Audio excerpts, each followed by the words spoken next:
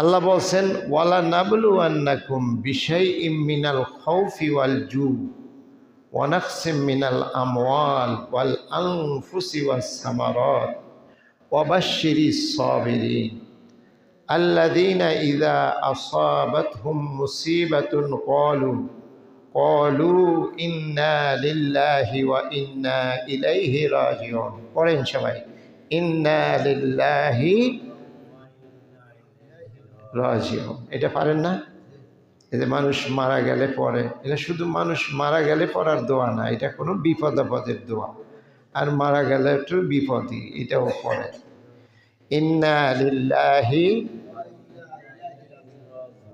শুদ্ধ কইরা, ইন্না লিল্লাহি ওয়া ইন্না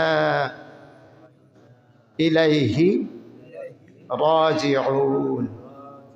এ কথার অর্থ হলো আমরা আল্লাহর জন্য, আল্লাহর থেকে আসছি, আবার তারই কাছে ফিরে যাব। এটা স্বীকার করা। মৃত ব্যক্তি এর সংবাদ শোনার পরে আমরা এটা বলি যে উনি গেছে, এটা আমি স্বীকার করি। পরে আমরা যে আসতেছি এটাও স্বীকার করি। উনি আগে গেছে, আমরা পরে আসতেছি। এই দোয়ার মাধ্যমে এটা স্বীকার করি। ইন্না লিল্লাহি, মূলত আমরা সবাই আল্লাহর জন্য, শেষ পর্যন্ত তারই কাছে আমাদের ফিরে যেতে হবে। সম্মানিত হাজিরিন, দ্বিতীয় যে আয়াতটা পড়লাম এইটা হলো আবার মদনী সূরার অংশ। আগেরটা হলো মক্কার সূরার অংশ। এখন যে আয়াতটা পড়লাম এটা মদনী সূরার একটা আয়াত। এখানে আল্লাহ বলছেন ওয়ালা নাবলুয়ান্নাকুম, আমি তোমাদেরকে পরীক্ষা করব, বিশাইইম মিনাল খাউফ, ভয় দ্বারা। কি দ্বারা? যে কোনো ধরনের ভয়, শঙ্কা, ভয়, আতঙ্ক, এগুলো দ্বারা আমি তোমাদেরকে পরীক্ষা করব। ওয়াল জু, ক্ষুধা, দারিদ্র, এটা দিয়ে আমি তোমাদেরকে পরীক্ষা করব।